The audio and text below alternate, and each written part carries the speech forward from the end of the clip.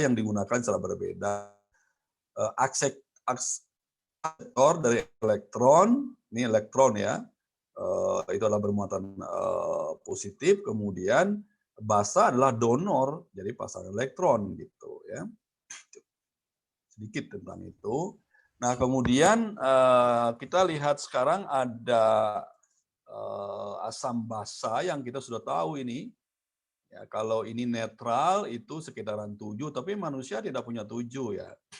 Manusia itu sedikit agak ke basa, yaitu 7,35 sampai dengan 7,45.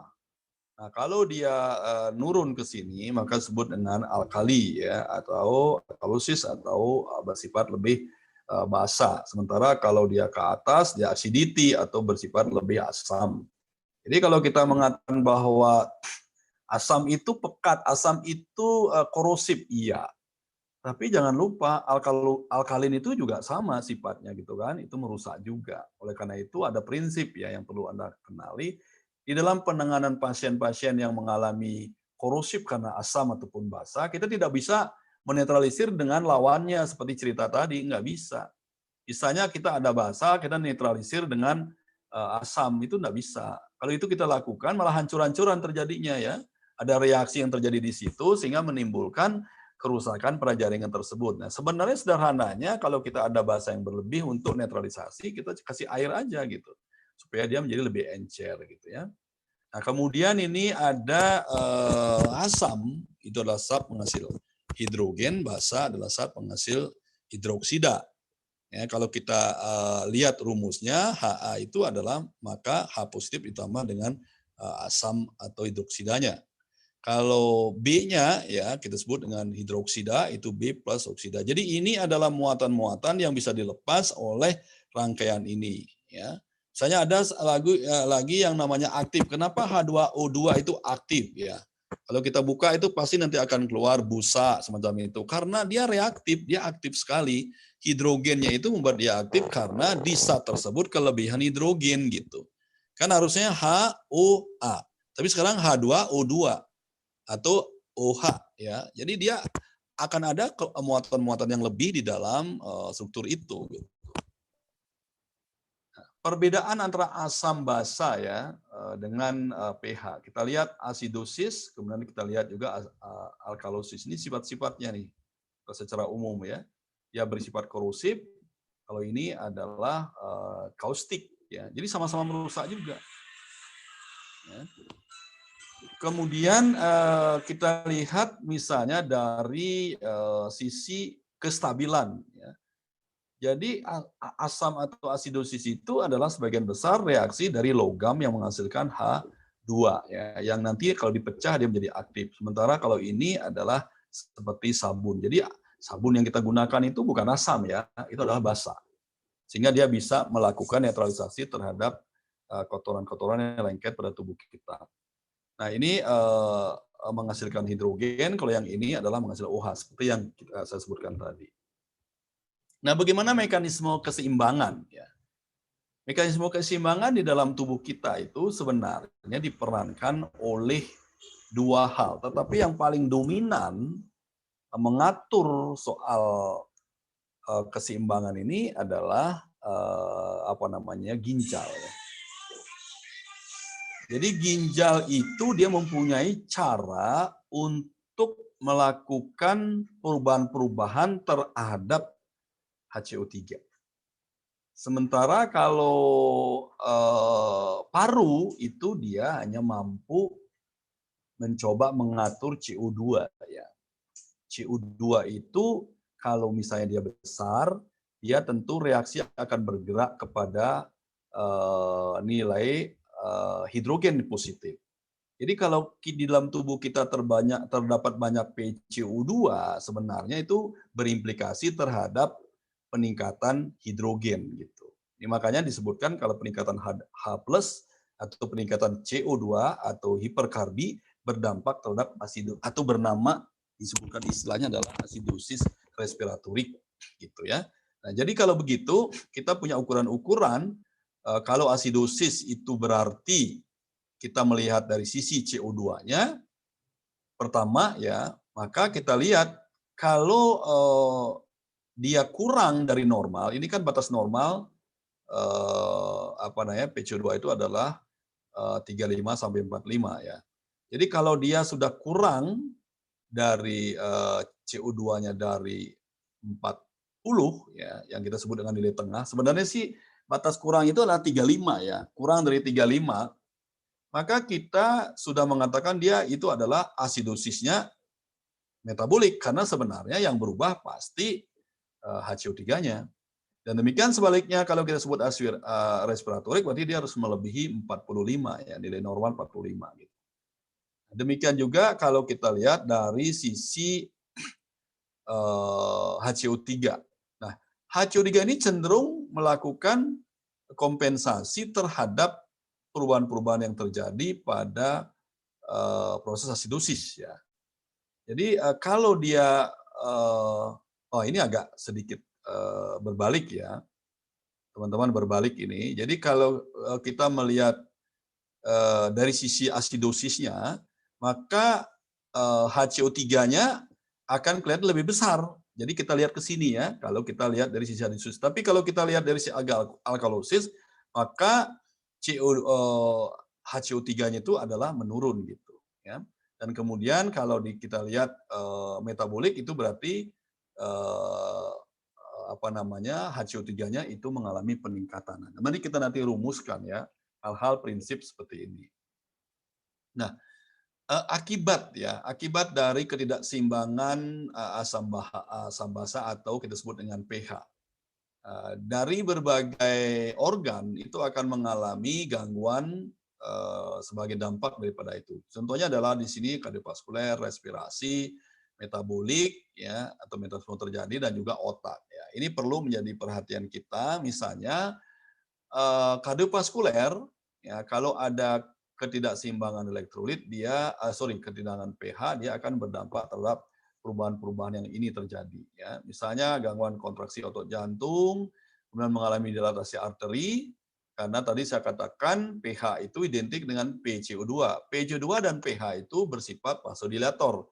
Maka dia akan menimbulkan dilatasi vaskuler, dan itu akan menimbulkan peningkatan kontraktilitas otot jantung ya, untuk memacu darah ke seluruh tubuh. Itu implikasinya ya.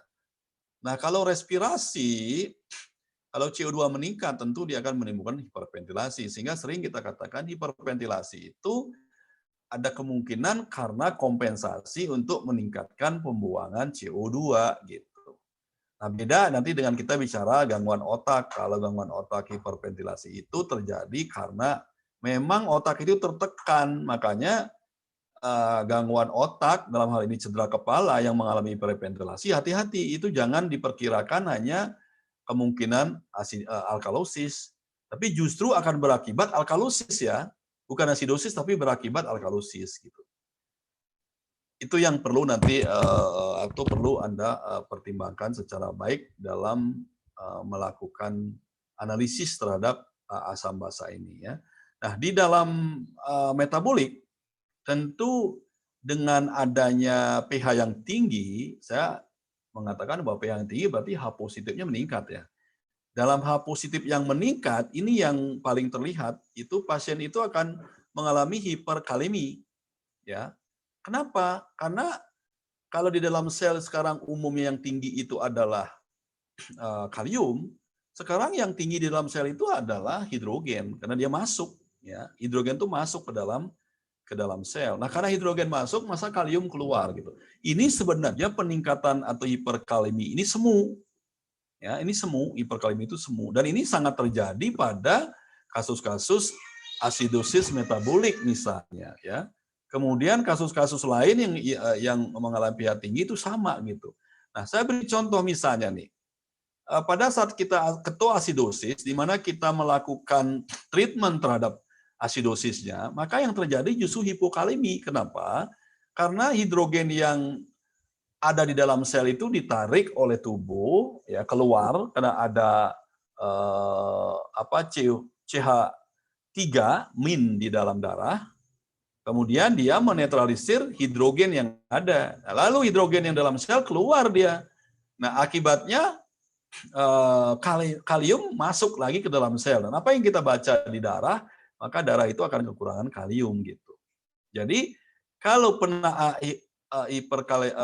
asidosis itu menimbulkan hiperkalemi karena keluarnya kalium, sementara kalau kita mengatasi asidosis nanti malah kaliumnya akan kelihatan menurun ya. Oleh karena itu pemberian Big Nut itu biasanya disertai dengan pemberian kalium gitu ya. Saya kira ini adalah diskusi yang perlu kita tingkatkan pemahaman kita. Nah, sementara kalau alkalosis ini kita tahu betul ya, mengatasi alkalosis jauh lebih berat daripada asidosis. Kenapa? Karena kalau alkalosis itu belum ada fasilitas atau bahan yang kita gunakan untuk mengatasinya. Sehingga dampaknya itu kayaknya lebih panjang daripada asidosis. Kalau asidosis kita sudah tahu, kita memiliki cara untuk mengatasinya. Nah, ini akibat-akibat dari alkalosis berat. Apakah ini berbahaya? Ya semua, coba kita lihat. Semua berbahaya. Ya. Nah, misalnya kalau kita lihat dari kardiovaskuler, terjadi konstriksi arteri. Kan ini sama dengan terjadinya PCO2 atau CO2 yang rendah kan, terjadi vasokonstriksi. Nah, kalau konstriksi berlebihan, apakah tidak menimbulkan jantung berat bekerja karena harus memompa ke seluruh tubuh? Kemudian juga di sisi lain kardiovaskuler sendiri atau kardiaknya sendiri dapat suplai oksigen yang kurang karena ada penurunan aliran darah di dalam koroner gitu. Nah, jadi sehingga ini berdampak terhadap jantung, ya ini bisa didiskusikan, bisa dibayangkan gitu kan apa mekanisme terjadi. Demikian juga di respirasi, ya. Jadi terjadi hipoksemia, kenapa? Karena hipoventilasi. Terjadi hipoventilasi, gitu. Nah, kemudian metabolik ada stimulus glikolisis aerobik dan produksi asam organik meningkat. Juga akan mengalami hipokalemi seperti saya ceritakan tadi dan penurunan konsentrasi Ca terionisasi di dalam plasma tersebut ya. Nah, di otak penurunan aliran darah ke otak tentu karena vasokonstriksi dan berakibat pada kerusakan-kerusakan pada jaringan otak yang ditimbulkannya dan berdampak terhadap kelihatan ada tetanus, ada kejang, ada lemah, kemudian delirium dan juga mungkin ada penurunan kesadaran seperti stupor dan sebagainya. Itu dampak ya, dampak organ ya terhadap keseimbangan asam basa. Nah, mari kita lihat keseimbangan asam basa ya, ada 4 macam kita tahu. Ini rangkumannya ya. Misalnya kita tahu ada asidosis metabolik, alkalosis metabolik, kemudian ada asidosis respiratorik dan asidosis respiratorik ya. Ini alkalosis metabolik maksud saya ya. Ada asidosis, ada alkalosis ya. Asidosis metabolik, asidosis respiratorik dan alkalosis respiratorik juga ya. Nah, kemudian kita lihat kesimpulan-kesimpulannya bahwa kalau asidosis metabolik, ya metabolik itu berarti kalau asidosis kan pH-nya menurun ya. Ini ya pH-nya menurun, ini pH juga menurun ya. Kemudian kalau alkalosis apapun yaitu maka pH-nya akan meningkat disebut dengan alkalosis. Jadi ini pertama baca dulu. Setelah itu kita bisa melihat kalau dia sifatnya respiratorik ya, maka yang kita lihat itu adalah PCO2-nya nih. Tapi kalau dia metabolik yang kita lihat adalah HCO3-nya. Ini adalah sebenarnya cara kita membaca ya. Nah, yang keduanya ini adalah kompensit. Jadi yang mengkompensasi itu adalah yang di belakangnya ya. Kalau asidosis metabolik atau alkalosis metabolik, maka yang mengkompensasinya adalah PCO2-nya. Tapi sebaliknya kalau itu respiratorik, maka yang mengkompensasi adalah HCO3-nya. Jadi kalau kita lihat profil asidosis respiratorik, sesungguhnya adalah terjadi pola ini. Ini adalah primer nih. Kecuali nanti kita bisa melihat dua-duanya terganggu, yaitu asidosis respiratorik dan juga metabolik. Itu dua-duanya akan terjadi saling turun ya, dua-duanya ya. Satu meningkat, PCO2-nya, HCO3-nya menurun ya. Itu berarti dua-duanya terjadi. Nah, dari sini kita bisa lihat salah satu contoh misalnya kasus asidosis respiratorik. Alkalosis respiratorik bisa terjadi pada asma bronkial. Asidosis metabolik bisa juga terjadi pada diare atau alkalosis respiratorik bisa terjadi pada muntah-muntah ya. Jadi bisa terjadi demikian ya, karena adanya ketidakseimbangan elektrolit yang keluar di dalam tubuh kita. Ini nilai normal, jadi selalu saya katakan orang-orang KMB itu mesti sangat memahami apa yang menjadi ukuran buat kita dalam analisis. Ya, jadi dalam analisis itu kita punya ukuran-ukuran normal gitu. Jadi barangkali ini yang perlu selalu kita ingat, jangan sampai nilai normal itu kita kelupaan, karena ini sebagai pembanding, ya baku mutu itu sebagai pembanding daripada kita. Ya. Nah ini adalah impact-nya, ya kalau asidosis, misalnya apa yang akan menyertai ya, dalam kasus-kasus asidosis dan apa yang akan menyertai dalam kasus-kasus alkalosis. Nah, bagaimana kita melakukan evaluasi ya terhadap keseimbangan asam basa ini? Disebutkan ada 3 metode ya, ada 3 metode untuk mengetahui hubungan antara asidosis dan alkalosis. Jadi ada metode Boston, ini adalah kita sifat tradisional yang sering kita gunakan sekarang. Itu ada metode Copenhagen, yaitu base excess ya, yang kita gunakan, atau ada metode yang lebih repot lagi sedikit, itu adalah Stewart ya. Ini biasanya menggunakan elektrolit atau anion gap sebagai batasan-batasan ya. Nah, ini secara tradisional yang tadi disebutkan, kita menggunakan ukuran PK itu dari PK kali dengan log logaritme ya dari keberadaan ion hidrogennya. Ya. Jadi ada dasarnya, ada basicnya ya. Sebagai dasar, kemudian nanti dikalikan dengan logaritma negatif dari CO3 min, kemudian dibagi dengan 0,3 dan sekian ya. Jadi asumsi kita, jadi kelainan-kelainan yang bisa kita lihat nanti adalah kita identifikasi dulu. Ya. Jadi kalau kita mengatakan asidosis, ini contoh ya, asidosis metabolik, ya metabolik ya, tadi di depan sudah disebutkan, ini walaupun sedikit berbeda ya, jadi kalau Anda melihat tadi di belakang disebutkan batasnya itu adalah 22, ini karena kita menggunakan referensi yang berbeda ya. Jadi dia menggunakan batasan-batasan yang berbeda juga, sedikit berbeda ya maksudnya, ini ada 20, ada yang 21, adalah batas 26, jadi kita ini pakai adalah 22 sampai 26 ya.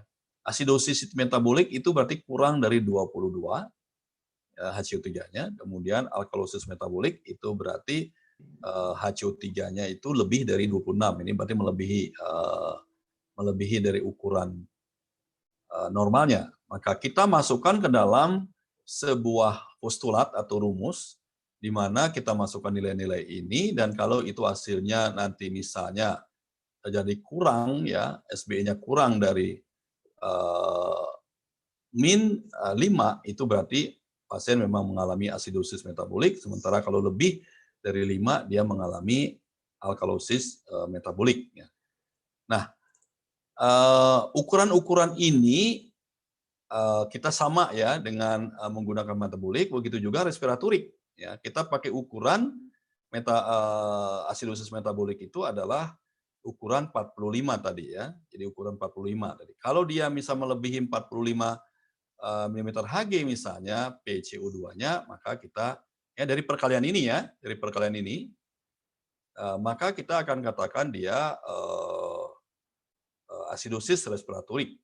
Demikian juga yang lain ya dengan hitungan-hitungan ini. Nah, jadi bisa nanti kita interpretasikan satu persatu dengan menggunakan model ini. Nah, kemudian berikutnya standar base excess. Jadi kalau kita lihat base excess itu adalah kelebihan kekurangan basa atau kelebihan kekurangan asam. Makanya di dalam pemeriksaan-pemeriksaan selalu kita ada batas itu adalah base excess-nya berapa. Karena kita dengan mudah mengatakan kalau base excess-nya negatif, berarti itu kekurangan basa. Kalau base excess-nya positif, berarti kelebihan basa. Jadi kita lihat dari sisi itu. Nah, bagaimana kita bisa melihat itu? Sebenarnya kalau kita lihat dalam tubuh tuh begini komposisinya. Ini nanti kan akan digunakan penghitungan anion gap. Nah, kation itu yang paling besar adalah natrium, kemudian kalium kecil ya. Tapi ada kation-kation lain. Jadi sebenarnya tidak terhitung ya, karena saking kecilnya ini kita tidak hitung. Di sisi lain itu ada anion, makanya disebut dengan anion gap nanti ini. Ada klorida, yang kedua ada HCO3-. Nah, yang lain-lain juga ada, ya kan? Jadi antara perbedaan jumlah antara anion dan kation itu disebut dengan anion gap gitu. Anda bisa bayangkan sekarang nggak? Kalau anion gap itu melebar, berarti ini kan nanti kita ada batasnya dong ya. Anion gap ini berapa diterima sebenarnya? Atau berapa boleh berbeda? Boleh berbeda itu tidak melebihi 15 mili ekuivalen ya. Disebutkan antara 10 sampai 15 mili ekuivalen ya. Kalau sudah melebihi itu berarti kalau dia sini merenggang ya, di mana anion gap itu kan lihat dari sisi positifnya. Kalau dia melebihi 15 berarti dia alkalosis. Kalau kurang dari 15 berarti dia asidosis. Ya, jadi itu yang kita sebut nanti ada kesenjangan anion dan kationnya disebut dengan anion gap. Nah ya, ini juga ada yang tidak terukur, ada juga tidak terukur ya. Ini ada sulfat, fosfat, anion organik, protein dan sebagainya. Walaupun dia membantu sebagai buffer, tapi ini sulit untuk kita menghitung berapa jumlahnya ya. Jadi sehingga ini tidak diberikan angka-angka dari persen ini. Jadi bayangkan saja kalau kita menggunakan anion gap, kita akan menghitung mengurangi antara anion dan kationnya. Kemudian kita lihat komposisinya nanti, berapa perbedaan itu gitu ya. Nah, itu yang kita sebutkan tadi di sini nilai-nilainya ini dengan istilah anion gap karena kita menggunakan hubungan antara anion kation sebagai salah satu dari mereka sebagai buffer ya, sebagai yang menetralisir satu sama lain. Nah, ini kalau kita menggunakan formula anion gap ya. Jadi ini natrium ini kan kation. Kation dikurangi dengan anionnya ya. Nah, jadi kita jumlahkan aja. Kalau ini normalnya nih ya, misalnya ini tadi kan 147 ditambah dengan 3,5, kemudian dikurangi dengan CL itu 95 atau kita gunakan 101 dan ditambah dengan ini adalah misalnya 22 ya atau di tengah-tengah ada 24 gitu. Jadi kalau ini kita menemukan nanti kita lihat di sini nanti ya. Kemudian bisa juga yang kedua kita pakai natrium yang lebih pendek ya. Natrium dikurangi dengan Cl plus HCO3.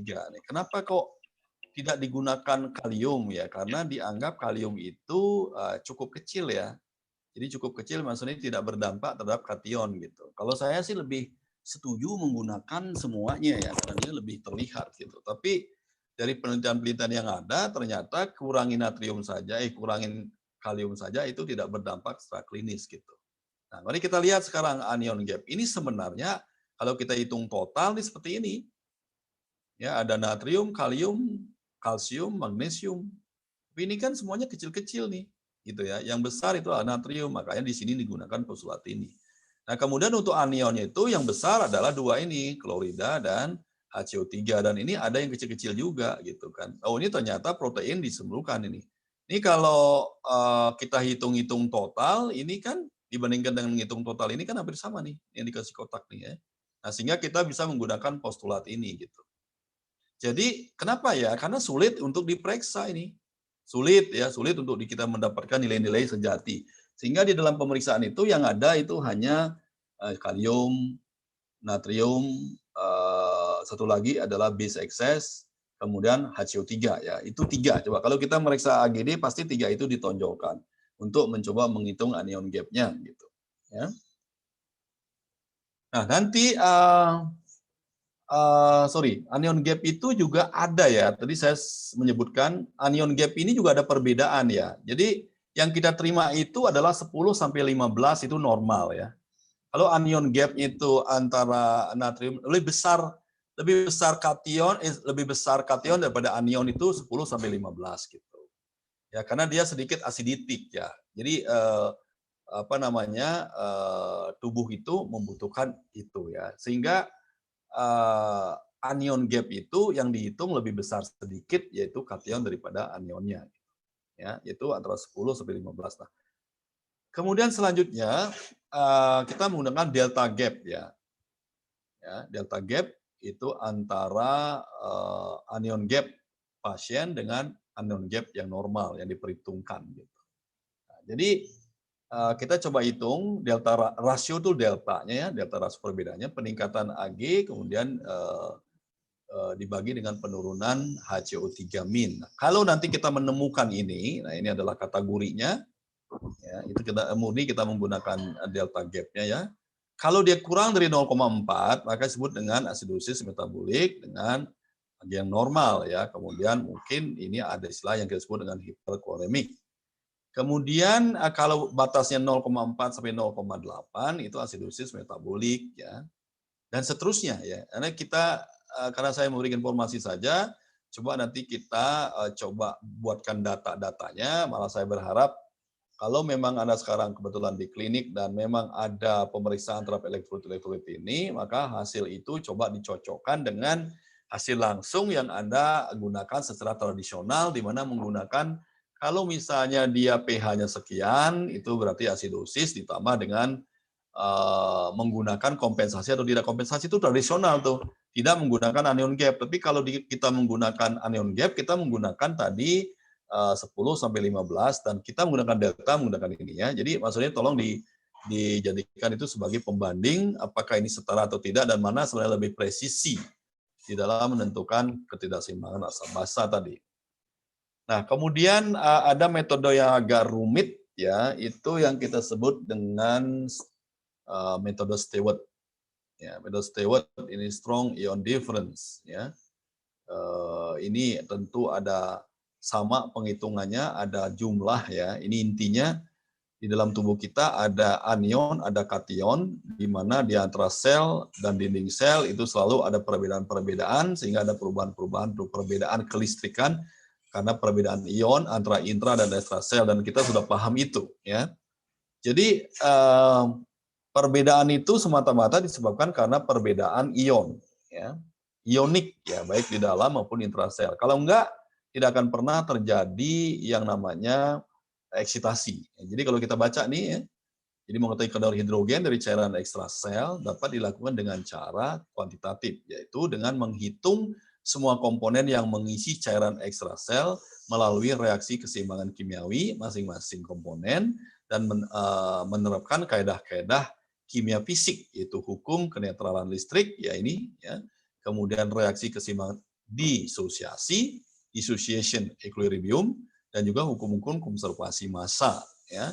Nah, ini yang kita sebut dengan pendekatan kuantitatif.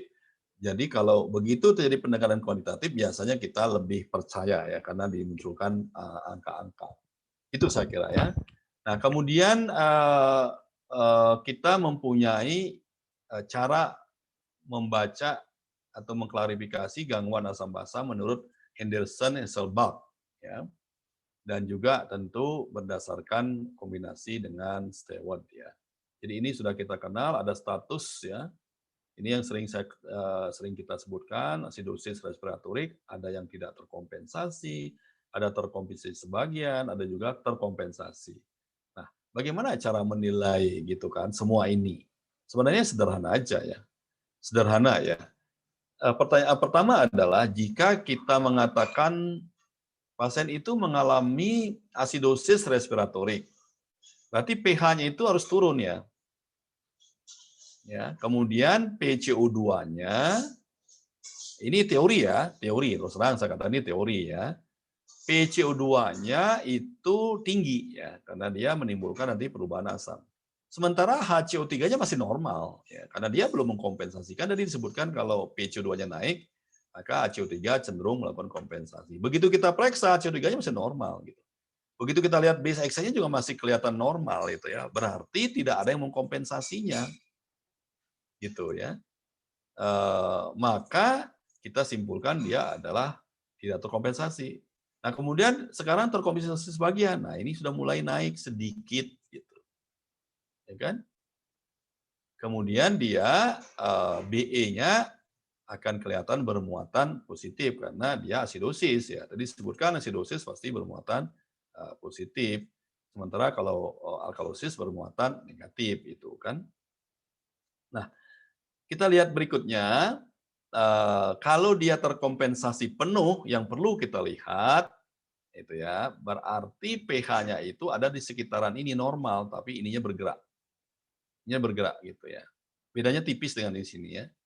Jadi ingat kalau terkompensasi berarti sudah ada yang mengkompensasi sebelumnya. Kalau dia tidak terkompensasi atau sebagian, maka pH-nya masih dalam kondisi tidak normal. Gitu. Lihat nih ya, pH-nya masih 7,3. Oke, dengan analisis yang sama, Anda sebenarnya bisa menerapkan ini. Misalnya nih, tidak terkompensasi, pH-nya naik. PCO2-nya kan respiratorik, PCO2-nya rendah, ya lebih rendah dari 35 di batas normal. Ininya masih normal semua. Tapi begitu dia ngomong terkompensasi sebagian, berarti ininya belum kembali, ya. Tapi ini sudah melakukan perubahan-perubahan nih.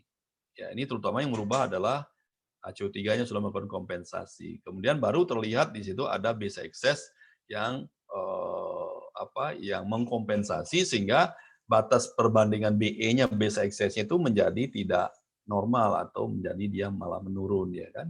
Karena sudah digunakan sebagai kompensasi. Kira-kira gitu polanya ya. Nah, kemudian demikian selanjutnya ya. Nanti silakan Anda untuk melihat lebih detail.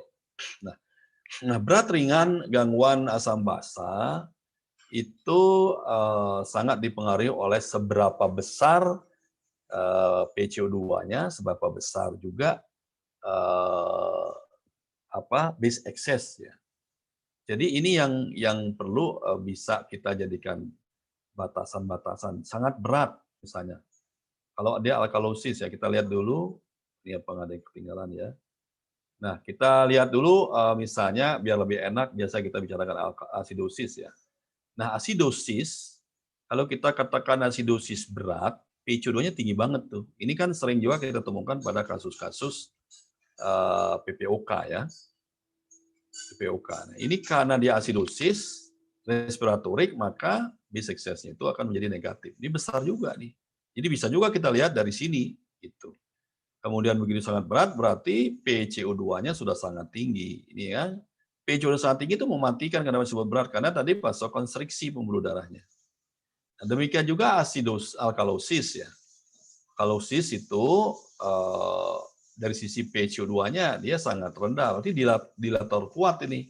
Jadi dia melakukan dilatasi pada pembuluh darah, sehingga bisa saja pasien malah mengalami hipotensi dan bahkan pasien mengalami shock ya karena adanya dilatasi habis-habisan terhadap PCO2. Dan ini sekarang terjadi pada kasus-kasus COVID.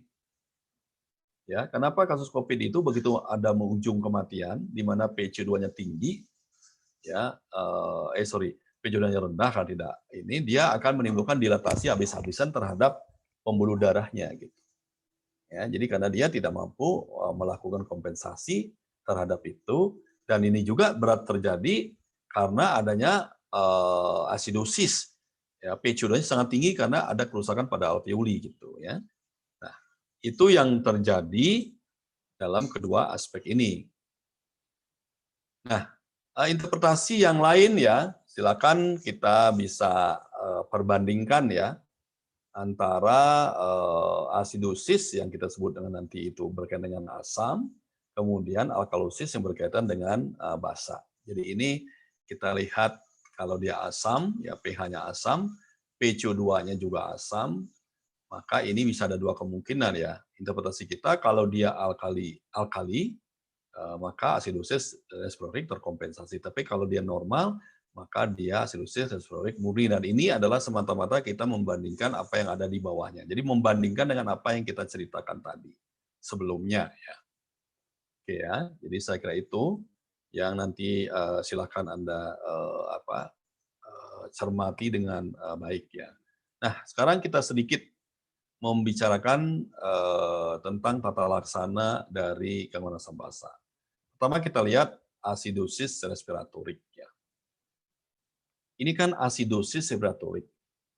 Ini disebutkan memang mengancam dan sebagainya. Bisa juga ini disebabkan karena pasien mengalami gangguan pernapasan primer, pasien mengalami hipoventilasi sehingga terjadi penumpukan CO2 di dalam tubuh, atau sekarang lah kasus-kasus COVID ini juga mengalami pasien mengalami gangguan pada difusi sehingga CO2 yang ada itu seimbang dengan O2 yang tidak ada juga di dalam tubuh ya. Nah, kalau ini murni karena gangguan asidosis respiratorik, maka gangguannya ada stabilan suplai atau aliran PCO2, gitu kan? Nah, ini penyebab-penyebab yang mungkin bisa menimbulkan hal tersebut. Nah, selanjutnya asidosis metabolik ini disebabkan karena tentu ada metabolisme, gangguan pada metabolisme yang terjadi di dalam tubuh ya. Mungkin yang paling mudah ya, yang paling gampang untuk kita ceritakan itu adalah adanya kekurangan suplai oksigen ke dalam sel, misalnya pasien mengalami hipoksia jaringan atau mengalami shock ya. Shock itu lanjutnya tentu akan terjadi asidosis metabolik. Kenapa? Karena metabolisme anaerob yang terjadi ya, yang menimbulkan peningkatan asam laktat di dalam tubuh ya. Itu yang saya sebut tadi mungkin shock ya. Shock atau hipoksemia. Hipoksemia misalnya kita di ketinggian atau mungkin di laut dan sebagainya, itu berarti oksigen tidak ada. Atau bagi diabetes mellitus misalnya ketoasidosis terjadi gitu. Kalau di tubulus ginjal rusak mengalami asidosis tubulus ginjal. Itu karena apa? Karena ginjal tidak mampu lagi mengatur HCO3 di dalam tubuh ya. Jadi HCO3-nya selalu lebih rendah gitu sehingga dia mengalami asidosis. Lalu yang lain lagi mungkin diare gitu ya. Jadi banyak ya. Coba nanti kita lihat ya, Anda mungkin sudah punya contoh-contoh ya yang banyak kasus-kasus yang bisa menimbulkan asidosis respiratorik itu. Nah, kemudian asidosis metabolik ini tentu manajemen yang baik itu adalah seluruh asidosis ya sebenarnya. Walaupun asidosis respiratorik itu lebih cenderung kita berikan oksigen terlebih dahulu ya. Kalau kita bisa memanfaatkan oksigen lebih banyak, maka kita memberikan Bignat itu di nomor 2 kan ya. Tetapi kalau metabolik memang Bignat adalah obatnya. Nah, asidosis metabolik itu berarti kan tadi ada kekurangan atau keseimbangan alkalin. Alkalinnya menurun gitu ya, bikarbonatnya menurun. Natrium bikarbonat lah kita berikan ya dengan sebuah postulat ya, sebuah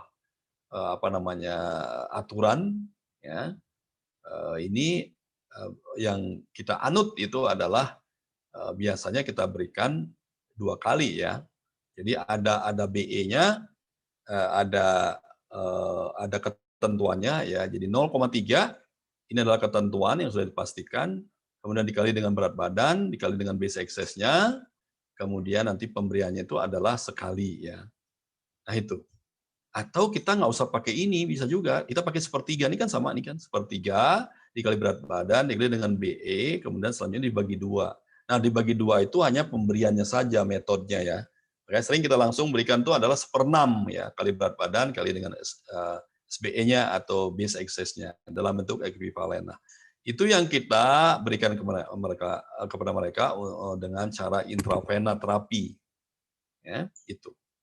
Jadi saya kira itu yang mungkin Anda harus gambarkan. Makanya kenapa asidosis lebih mudah kita tahu mengatasinya karena memang dia ada bahannya ya.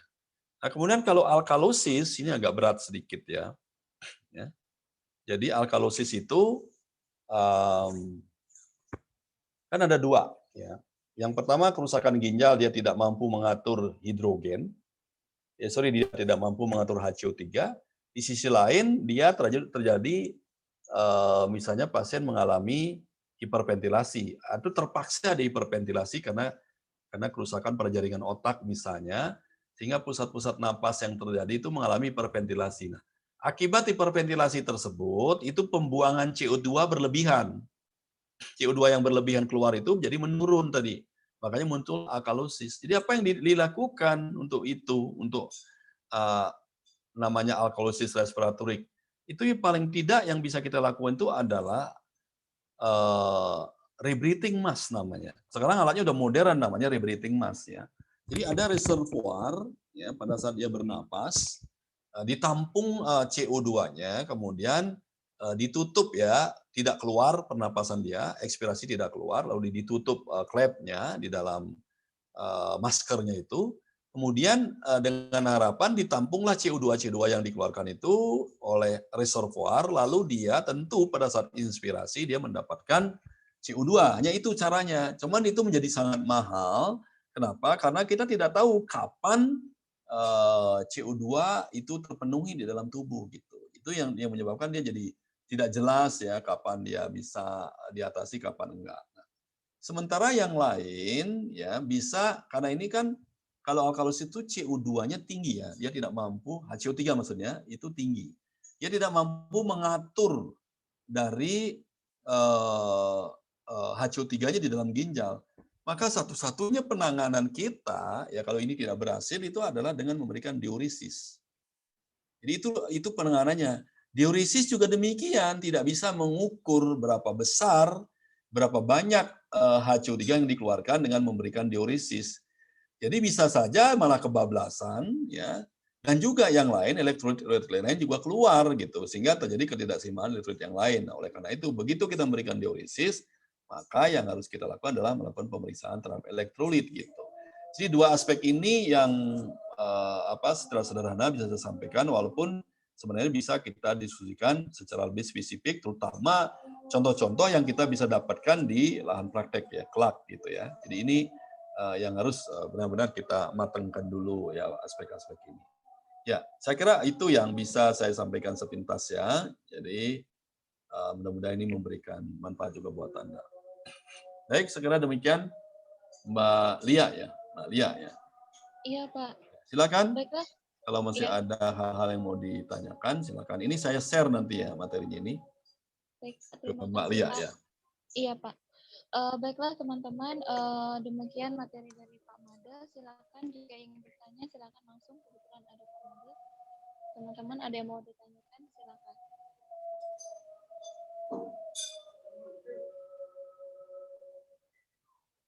Atau sudah cukup jelas semuanya?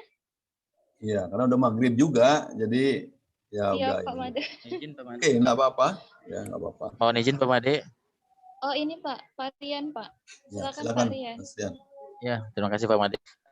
Terima kasih Pak Made. Interviewnya ilmunya sangat bermanfaat sekali. Betul sesuai dengan perjalanan Pak Made tadi, memang kita sampai hingga saat ini kita mengenal ada beberapa ya untuk menginterpretasi asam basa. Yang paling terkenal tuh yang tadi yang Henderson, Hasselbalch, Boston sama Stewart ini Pak. Ya. Memang kebetulan saya klinisi, jadi memang kadang-kadang kita memiliki dua konsep yang berbeda. Misalkan tergantung ininya nih, misalkan si A baca menggunakan Stewart dan si B baca menggunakan Henderson. Nah, kapan kita sebetulnya bagaimana sih kita ngambil cut off kapan kita menggunakan Henderson dan kapan juga kita menggunakan Stewart? Karena masing-masing kan dia memiliki sama-sama mengklaim memiliki konsep yang berbeda gitu kan, baik secara patofisiologi ataupun matematisialnya. Barangkali seperti itu Pak Made. Kira-kira ada tips nggak sih kapan kita memilihnya itu? Iya, baik. Terima kasih Pak. Ya, sebenarnya saya pernah diskusi dengan ahli anestesiologi ya. Jadi kalau Anda bicara tentang dengan insentifis ya, dengan orang anestesiologi, dia lebih cenderung menggunakan itu anion gap atau yang kita sebut dengan perhitungan tadi. Dia kata itu lebih tepat, ya. Jadi lebih presisi begitu. Sehingga di dalam pemeriksaan AGD itu disiapkan dua-duanya gitu, ya kan? Disiapkan dua-duanya sehingga dia bisa juga menghitung dengan menggunakan model-model yang disepakati oleh kalangan mereka. Jadi ini hanya taste saja sebenarnya menurut saya. Ya, hanya taste bagaimana dia merasa bahwa itu lebih presisi ketimbang yang lainnya gitu. Jadi kalau saya memang terakhir itu belajar ya menggunakan anion gap itu lebih pas itu. Ya. Dengan menghitung itu karena itu real ya. Real adanya ada perhitungan kuantitatif yang ada, tidak sekedar naik turun seperti itu tapi menggunakan nilai kuantitatif gitu. Nah, coba kita diskusi kalau di ruang-ruang biasa kan dokternya juga nggak terlalu panjang belajar itu kan. Maka dia pasti akan menggunakan Hasselbalch atau yang lebih murah, yang lebih mudah untuk diinterpretasikan gitu. Tapi kalau yang dia spesifik ya, yang memang kerjanya setiap saat itu, maka dia lebih cenderung memilih yang Stewart karena ada perhitungan-perhitungan yang sangat bagus. Jadi sekali lagi saya katakan itu adalah TIS dan bahkan ada satu institusi lain itu berbeda caranya gitu. Aliran dari mana dia gitu, dia keluaran dari mana kan tergantung bosnya di atas itu. Ya kan? Jadi karena tadi sudah dijelaskan presisinya itu, mana yang lebih presis. Kalau saya sih lebih percaya itu dengan menggunakan tadi perbedaan analogi tadi itu. Itu saya kira Mas. Ya, jadi sebenarnya bisa dibandingkan saya bilang tadi itu. Kan kalau nanti kita bisa nggak Anda coba membandingkan seberapa besar Iya. Perbedaan sensitivitas dari dua-duanya gitu. Karena kan secara klinis ya, kalau kita sebut klinis itu kan kita bisa menyimpulkan apa yang mau kita kasih sebenarnya kan gitu. Apa sih mau kita kasih ini orang gitu. Nah makanya ya dalam kita memberikan tadi asidosis ya, dalam kita memberikan koreksi, mana pernah kita langsung berikan koreksi full kan? Kan nggak pernah kan? Ya, Pernah nggak betul, kita Pak. misalnya dihitung misalnya kita berikan 100 mili ekivalen misalnya. Pernah nggak kita bisa berani menembak 100? Nggak pernah kita. Makanya ada hitungan tadi. Untuk mengatasi emergensinya dia diberikan 50%, maka tadi ada per duanya ya, dibagi duanya, sementara yang lainnya di drip tuh. Saya nggak tahu ya, mudah-mudahan tidak berubah tuh polanya gitu. Nanti dripannya itu di tengah jalan diperiksa tuh. Kalau dia asidosis sudah mulai membaik, misalnya di hasil AGD-nya, maka sebenarnya koreksi itu dihentikan gitu. Jadi tidak percaya juga itu semua hitungan itu saklek gitu diberikan seberapa jumlahnya karena itu berisiko. Nah, tubuh itu begitulah efektifnya ya dengan hitung apapun itu terjadi ketidaksesuaian antara kebutuhan sejatinya dengan perhitungan kita. Saya kira gitu, Mas. Pak, terima kasih Pak Made. Ya, baik. Kebetulan ada artikel menarik nih Pak, saya baru baca Ya. juga. Silakan Beberapa itu sih bisa di-share. Oh ya. Ya. Dia membandingkan antara diagnostik performance antara Stewart dan si Henderson itu. Ya. Baik, nanti saya share ya Pak. Ya, silakan. Tapi kalau Anda sudah baca kan bisa di-share di sini supaya teman-temannya tahu. Oh, baik Pak. Udah baca belum? Udah baca, tapi memang conclusion-nya memang antara kedua ini dia memiliki batasan-batasan. Dia memiliki keterbatasan antara masing-masing. Ternyata yang membuat disparitas antara satu dengan yang lainnya ternyata memang saat melakukan pengecekan itu sering banyak sekali variabel confounding. Misalkan saat menggunakan Stewart ternyata pasien itu sedang dilakukan resusitasi cairan, padahal kita tahu bahwa menggunakan Stewart kita pakai penambahan natrium klorida justru akan menambah berubah SID dan segala macamnya. Jadi untuk diagnostik prognosis performance-nya itu tidak sama-sama berbeda dan inkonsisten katanya Pak.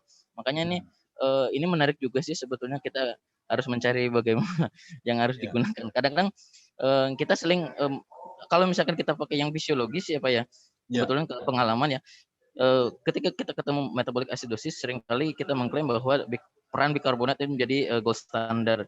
Padahal kalau misalkan menggunakan Stewart, natrium yang bermain di situ ya Pak ya. Nah, itu yang barangkali itu menarik juga kalau kita mencari justifikasinya sejauh mana gitu. Iya, iya.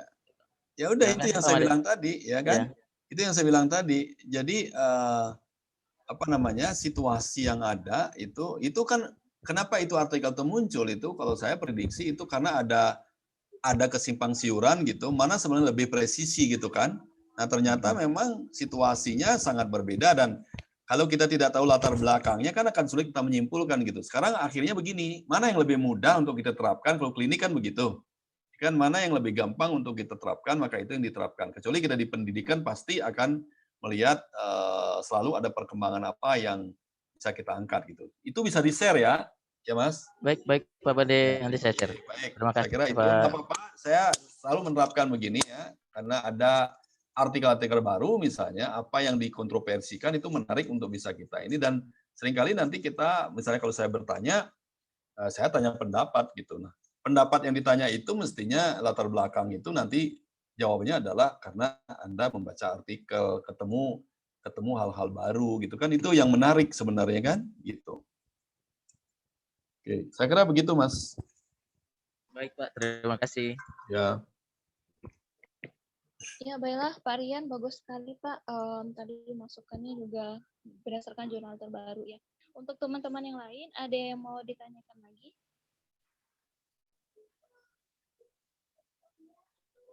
Atau mungkin kita lanjut Pak, ini terkait dengan target pertemuan ke-6 Pak. Ya, Selanjutnya kita ada presentasi, target presentasi. Nah, untuk pembagian kelompoknya, itu dari kelas A dan kelas B itu masing-masing ada 3 kelompok, Pak. Bagaimana untuk pembagian kasusnya, Pak? Apakah sudah ada kasus yang untuk dibagikan atau subtopik yang akan dibagikan untuk pembagian kelompok, Pak?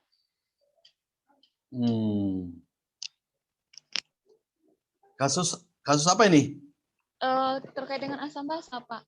Ya, kan kemarin kita bilang Anda yang di klinik itu, ya, Anda di klinik itu mendapatkan kasus yang didapat ya. Jadi maksudnya real klinik yang kita periksa dari kasus apa, kemudian dia diperiksa asam basanya atau diperiksa itu. Itu yang didiskusikan, kalau bisa beragam itu 6 kelompok itu.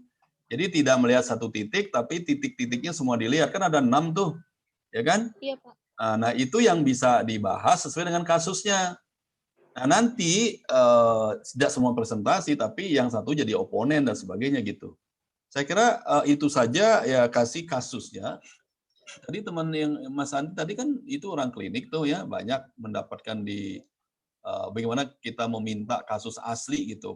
Kalau kita nanti cari di kasus fiktif lagi, kita tidak menemukan yang real, sementara kita ingin aplikasinya seperti apa, kan lebih lebih bagus ya data-data yang kita dapatkan dari hasil pemeriksaan langsung ketimbang kita nanti mendapatkan dari buku-buku gitu. Jadi tolong dicari aja 6 kasus yang berbeda, kondisi analisis interpretasi dari asam basanya gitu. Nah, kalau Anda sudah siap, itu tinggal lihat sampai ke saya kapan kita waktunya untuk mencoba berbagi gitu.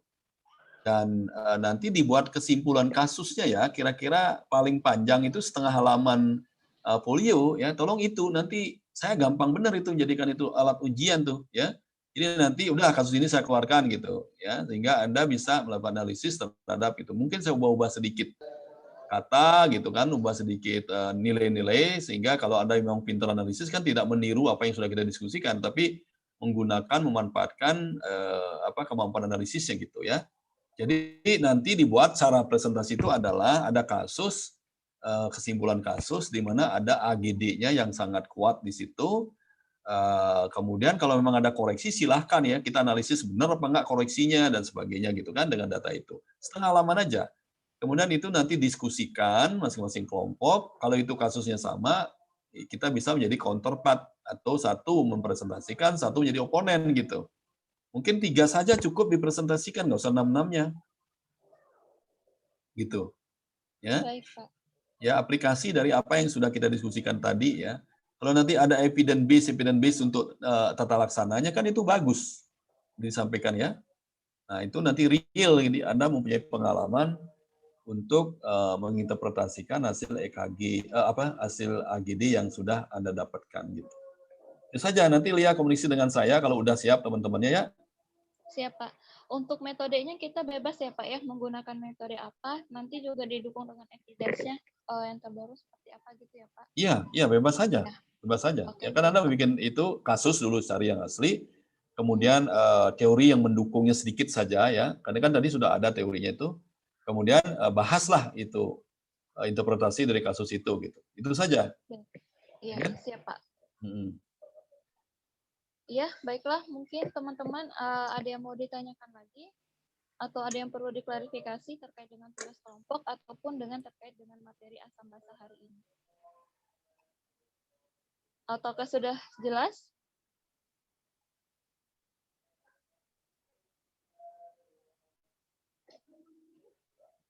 Baiklah, Bapak. Sepertinya teman-teman sudah cukup jelas dengan materi yang Bapak sampaikan, Ya, dengan tugas baik. yang akan kita kerjakan. Mungkin nanti saya koordinasi lanjut lagi dengan Bapak terkait dengan waktu untuk pertemuan. Ya, baik. Itu materi yang tadi saya kirim ke Anda aja ya. Pak. Ya, saya kirim ke Anda aja Ya. karena ini di chat room Iya, tidak siap Pak. cukup. Terima kasih. Ya. Iya. Ya, baiklah. Terima kasih Pak. Mungkin kita tutup saja pertemuan hari ini ya Pak, mengingat waktunya juga sudah Ya, maghrib, oke. teman-teman Oke. ingin izin untuk sholat maghrib. Baiklah, kita tutup pertemuan kita pada hari ini. Sebelumnya kami mengucapkan terima kasih kepada Pak Made yang sudah mengisi hari ini dari diskusi KMB lanjut tadi lanjut pertemuan sampai hari ini dengan mata ajar dasar spesialisasi KMB. Semoga ilmu yang Bapak sampaikan menjadi berkah untuk kami semua, Pak. Baiklah, saya tutup pertemuan kita hari ini. Wabillahi taufiq wal hidayah. Wassalamualaikum warahmatullahi wabarakatuh. Waalaikumsalam. Waalaikumsalam warahmatullahi wabarakatuh. Terima kasih Pak Made. Terima kasih Pak Made.